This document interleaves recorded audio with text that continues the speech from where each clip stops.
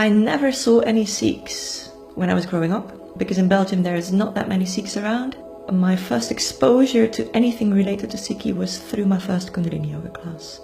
In that class we did Mool Mantra as part of our practice. Next days after that class I kept vibrating Mool Mantra inside. I would wake up in the middle of the night and Mool Mantra would be in my mind. And it was different from a song being stuck. It was vibrating, it was doing something inside. Second class, week later, Guru Mantra, so why Guru Simran? Same thing would happen. A couple of weeks later she introduced us to Japji Sahib as practice in the Kundalini yoga. So I started doing that as well, but I was still leading a completely different life. I wasn't religious, but I was really being touched by Gurbani without really knowing what tradition it even came from, so I had no idea it was from a Sikh tradition. Flew to Delhi, took a train to Amritsar because for some reason I wanted to be there. And I arrived in Amritsar on the eve of Guru Nanak Dev Ji's Gurupurab.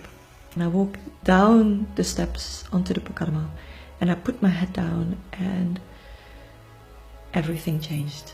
I don't know how long I was with my head down. I was heavily crying when I lifted my head, and it felt that my skin stopped existing. I sort of merged into something. I don't know how to describe it. And I felt very lost with it because I didn't know where I was. And I was there with a friend, and as I lifted my head up and they saw what was happening, the friend said that you've come home, this is where you belong.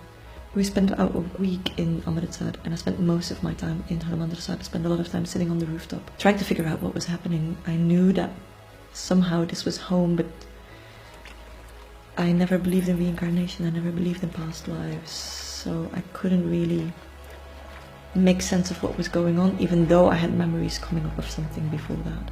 When everybody started doing Raja Singh, I felt very much that was something I knew. And as we walked out in the evening in the shopping street, an old Sikh uncle came up to me, started talking in Punjabi. I had no idea what he was saying. He calls his son, and they gave me a kara and said, it's written on your forehead, you're a Sikh of the Guru. And he called me into his shop, gave me every single English book on Sikhi that he had, made me pay for it, didn't give them. And that was the rest of my trip through India. We were there for a month, and I just read all I could. Flew back home, and about 2 months later I started wearing a star.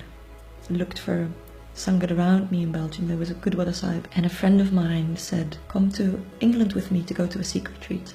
You'll meet Sikhs, and that's probably what you need. And I think with that retreat, things got really established for me. Coming back after 3-4 days, going back to Belgium, it was, okay, I need to move to England, I need to be around Sangat.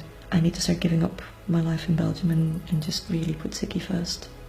Maharaj blessed me with Amrit on Vaisakhi 2012, so it's been an ongoing journey since. Interesting journey. Definitely not ended yet.